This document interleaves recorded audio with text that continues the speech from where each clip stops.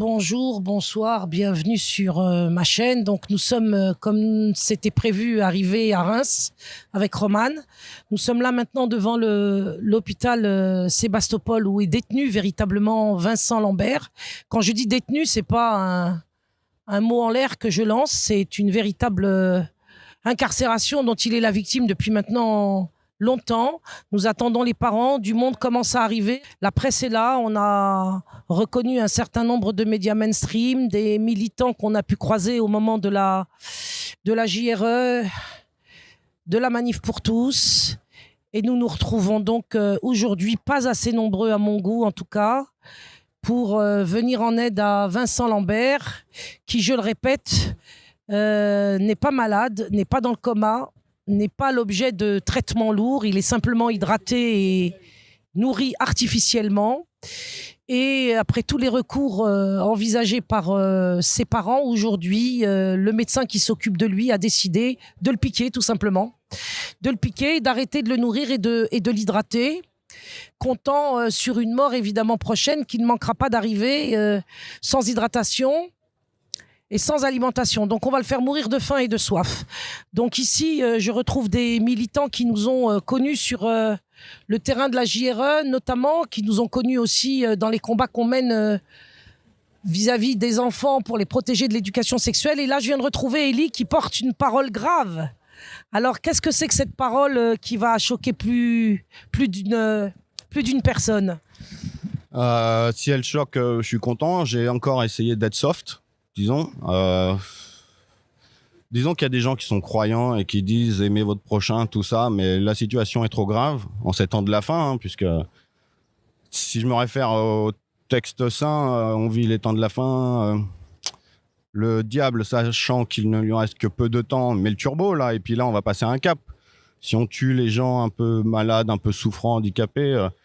Bref, ce que je veux dire, c'est j'ai répondu aussi à l'appel de Farida, puisque je savais qu'elle était là, je me suis dit je vais pouvoir la saluer. Frères et sœurs, devant l'Éternel, c'est l'heure de se réveiller, les gars.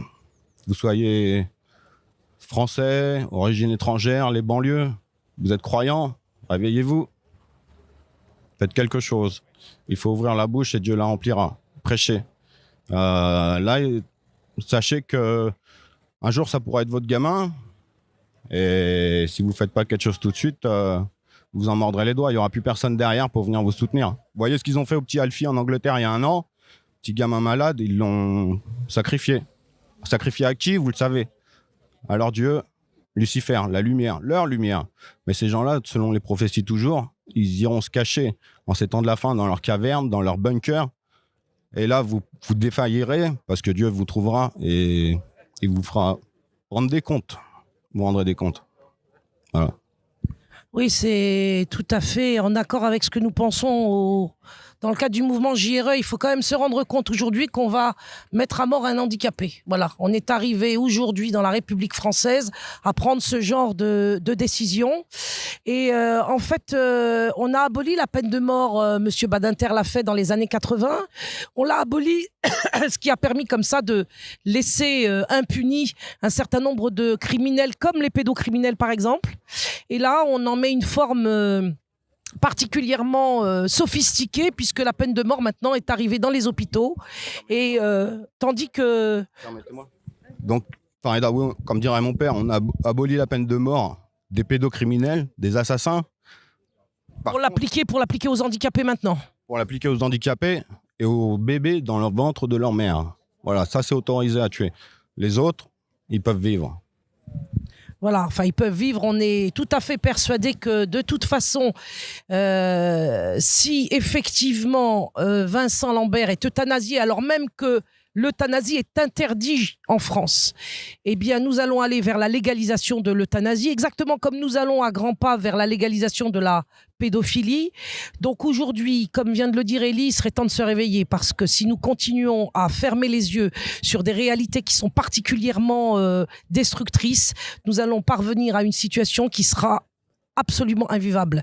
Et pas seulement invivable pour les militants, Elle sera invivable pour l'ensemble de la population. On a vu avec les Gilets jaunes dans quelle misère le pouvoir actuel est en train de les plonger, duquel ils étaient sortis dans l'espoir de voir satisfaire leurs revendications. Et évidemment, ce n'est pas du tout le cas. Si aujourd'hui Vincent Lambert est achevé, est euthanasié et mis à mort, sachez que c'est la porte ouverte vers une généralisation de ce type de traitement ou de fin de traitement qui consiste en vérité à achever les plus faibles de la société, c'est-à-dire des enfants, des vieux, des autistes, des malades à un stade ou à un autre considérés par le pouvoir comme terminal. Si nous ne sommes pas capables aujourd'hui de comprendre et d'avoir le discernement qui nous permettrait d'en finir avec ces politiques mortifères qui touchent en particulier les enfants, mais comme on le voit aussi aujourd'hui maintenant, toute la population au travers des Gilets jaunes par la misère, au travers de Vincent Lambert par le fait que nous allons assister à sa mise à mort en direct ici, sans avoir la puissance d'intervenir alors que ses propres parents, celle qui l'a mis au monde, ne le souhaitent pas et est prête à le récupérer et on ne veut pas lui rendre son fils. Il faut bien comprendre qu'aujourd'hui, Vincent Lambert est incarcéré à l'hôpital Sébastopol de Reims et qu'il est impossible de l'en faire sortir. Dans des circonstances vraiment sadiques, puisque bon, ils auraient pu dire on va comme les personnes en fin de vie, vous savez, on va les endormir gentiment. Mais là, c'est vraiment laisser mourir de faim et de soif. Vraiment, c'est criminel. Ils doivent avoir un plaisir sadique dans ça. C'est pas ce qu'on a dit, hein. Il va y avoir de toute façon une sédation, mais c'est pas fait pour nous rassurer, parce que la sédation, c'est ce qui va permettre justement de faire rentrer Vincent Lambert dans la mort. C'est-à-dire qu'on va accompagner cette mise à mort par la faim et par la soif par une piqûre qui est censée lui permettre de moins souffrir, parce qu'on n'est pas du tout en mesure et en état d'imaginer aujourd'hui quelles vont être exactement les conditions de son agonie. Je sais pas. Et ça doit s'inscrire dans un plan que nous, petites gens, ne comprenons pas, mais que eux doivent comprendre, à mon avis. On va se diriger vers le transhumanisme, c'est sûr. Donc, nous, on est de la viande avec une bouche qui se plaint tout le temps, qui coûte de l'argent peut-être. Donc, s'ils ont des robots plus tard, ils vont plus avoir besoin de nous. Voilà, je sais pas quoi dire. Bon, je dirais que les deux guerres mondiales ont peut-être résolu un certain problème de ce point de vue-là, mais bon, là, je vais trop loin. Les gens, ils pourront pas comprendre. On va effectivement se rendre compte que nous avons affaire effectivement à une ouverture vers le transhumanisme. Ça, c'est clair aussi.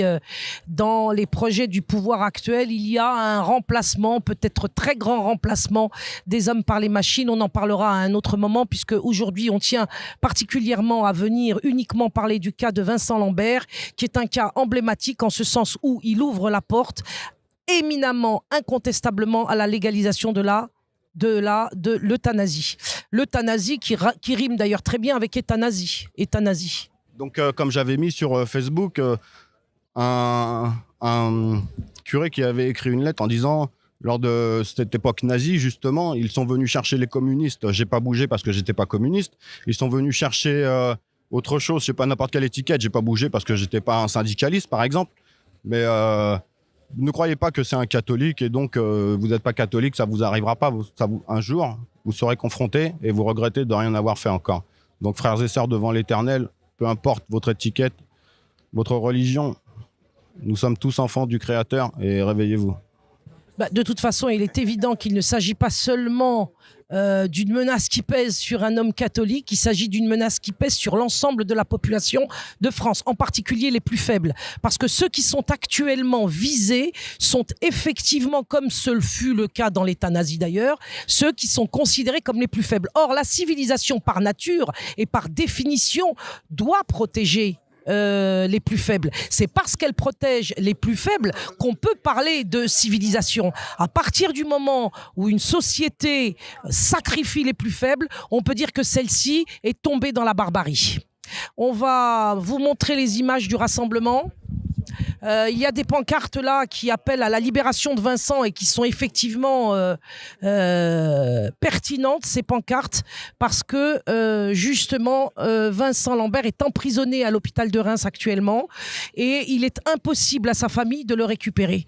Et ça, c'est absolument inadmissible. C'est-à-dire que nous avons affaire à une incarcération qui est effectuée sur la personne d'un innocent, sur la personne d'un handicapé qui est tétraplégique depuis un accident de voiture qu'il a malheureusement connu il y a une dizaine d'années. Et désormais, quand on est accidenté et qu'on en sort tétraplégique, eh bien, on peut être euthanasié alors même que l'euthanasie est interdite par la loi française.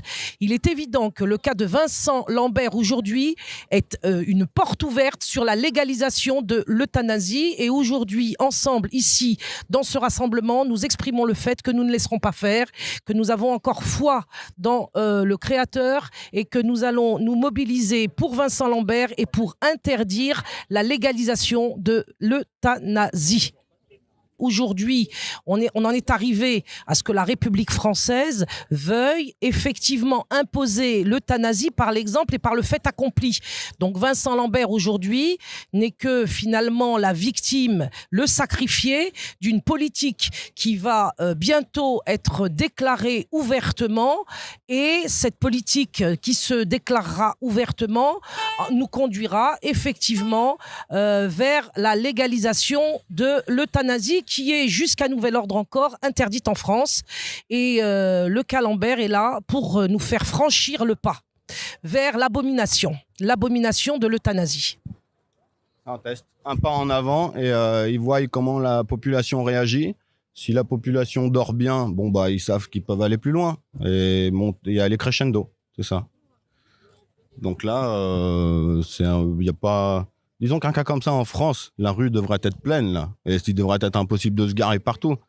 C'est-à-dire que dans un cas comme celui-là où maintenant la population des plus faibles se retrouve menacée par la mise à mort hospitalière, médicale, eh bien nous devrions être en grève générale pendant le temps qu'il faut pour empêcher la mise à mort de Vincent Lambert. Parce que empêcher la mise à mort de Vincent Lambert, c'est empêcher la mise à mort de tous les plus faibles qui sont aujourd'hui dans la société, parce que on les retrouvera menacés de la même façon par la même politique. Vous savez peut-être que Vincent Lambert en vérité n'est pas malade, Vincent Lambert n'est pas dans le coma, Vincent Lambert ne reçoit absolument aucun traitement, on se limite à le nourrir et à l'hydrater de manière artificielle à l'issue d'un accident de voiture qui a eu lieu il y a une dizaine d'années et qui l'a mis dans l'état d'être un tétraplégique. Il reçoit des visites, il est en mesure de réagir à ces visites, justement en particulier les visites que font ses parents, et le gouvernement, le pouvoir, parce qu'il s'agit d'une décision évidemment qui nous vient du pouvoir, eh bien, a décidé d'en finir avec Vincent Lambert. Non pas parce que le cas Vincent Lambert en lui-même intéresse particulièrement le pouvoir, mais parce qu'il sera emblématique et qu'il constituera un exemple à partir duquel on nous met tous devant le fait accompli pour généraliser justement ces mises à mort par sédation profonde jusqu'à la mort. Et ces sédations profondes jusqu'à la mort vont ouvrir la possibilité de discuter dans les instances maçonniques de la légalisation de l'euthanasie, donc de la peine de mort qui par ailleurs est refusée aux pédocriminels. Mais par contre, elle est appliquée aux handicapés. Qu'on comprenne bien de quoi il s'agit. Il s'agit de ce que aujourd'hui des criminels, des réseaux pédocriminels par exemple, sont parfaitement tranquilles et vivent dans l'impunité la plus totale, tandis qu'un handicapé comme Vincent Lambert, qui n'a absolument commis aucun crime et aucun délit, qui n'a eu que le malheur un jour d'être victime d'un accident de voiture, se retrouve condamné à mort par les institutions. Le médecin n'étant finalement lui-même qu'une marionnette de plus dans ce jeu de dupes où l'on nous fait croire que Vincent Lambert serait dans un état qui mériterait la mort. On est en train de passer de l'idée de la mort naturelle qui nous a permis de passer d'une génération à l'autre en paix, si je peux le dire, à la mort qui est provoquée, qui est artificielle et qui est décrétée par des êtres humains, quand celle-ci en fait est de toute éternité décidée normalement par le Créateur des cieux et de la terre. Donc je ne suis pas musulman, hein, mais je sais que vous jeûnez en ce moment. On sait tous que la prière a un poids plus particulier là, en période de jeûne. Donc, priez pour Vincent, s'il vous plaît. Merci. Voilà, donc aujourd'hui c'est dimanche. Comme vous le voyez, le monde commence à se rassembler. C'est dimanche. Demain, l'intervention de l'hôpital de Reims sera effective si nous ne parvenons pas à désarmer le bras qui entend le mettre à mort. Le fameux... la fameuse piqûre de sédation profonde jusqu'à la mort doit être effectuée demain, à partir de quoi la situation de Vincent va commencer à se détériorer d'une manière extrêmement gravissime, puisqu'ils vont le conduire à mourir de faim et de soif dans cet hôpital de Reims, vous voyez, qui ressemble d'ailleurs, a été construit par un architecte conforme à la politique maçonnique, puisque l'immeuble ressemble évidemment à un cercueil, ce qui donne pas du tout envie de venir se faire soigner ici, d'autant plus que, je le répète, Vincent Lambert est véritablement incarcéré dans cet hôpital. Il est enfermé à clé dans sa chambre et les heures de visite sont de plus en plus restreintes. Aujourd'hui, l'hôpital a été véritablement bunkérisé, nous ne pouvons pas entrer dedans. Nous attendons son père et sa mère et nous espérons que Dieu leur donne la force et la foi de supporter cette épreuve épouvantable et que d'ici ce soir ou demain, si Dieu veut, nous puissions obtenir justement que Vincent Lambert ne soit pas sacrifié. Donc aux musulmans qui jeûnent aujourd'hui, qui ne connaissent même pas la situation, sachez que vous êtes visés de la même façon, vous, vos enfants. Les catholiques, c'est pareil. Ne soyez pas des libéraux, ne soyez pas des matérialistes, ne soyez pas des indifférents. Le sort de Vincent Lambert est emblématique de ce qui nous attend. Comprenez que la situation aujourd'hui est une situation paroxystique qui deviendra banal dans les mois et les années qui viennent. Aujourd'hui, nous sommes choqués par la mise à mort de Vincent dans un hôpital. Demain, il y en aura tellement des Vincent Lambert qu'on ne verra même plus que ces cas-là existent et qu'on les considérera comme normales. Les vieux vont être visés. Imaginez une société où on ne voit plus de vieux dans la rue, par exemple, parce qu'ils auront tous été euthanasiés à un moment ou à un autre, comme Monsieur Attali le souhaite, puisque nous savons que celui-ci, qui pourtant a 76 ans, voudrait euthanasier les retraités à partir de l'âge de 60-65 ans. Aujourd'hui, la mobilisation est vraiment indispensable. Je suis assez heureuse de voir que les gens arrivent de plus en plus. Je regrette que des musulmans ne soient pas plus nombreux. Ils n'ont pas été informés par les imams de la République comme d'habitude. C'est-à-dire que les imams de la République, qui leur parlent de choses tout à fait dérisoires, ne les ont une fois de plus pas informés dans les mosquées en plein Ramadan que aujourd'hui le gouvernement, le pouvoir tente, à travers le cas de Vincent Lambert, tente la légalisation de l'euthanasie, qui est, je le rappelle quand même aux musulmans, une procédure absolument illégale en islam, totalement interdite, exactement comme elle l'est dans le christianisme et normalement dans le judaïsme.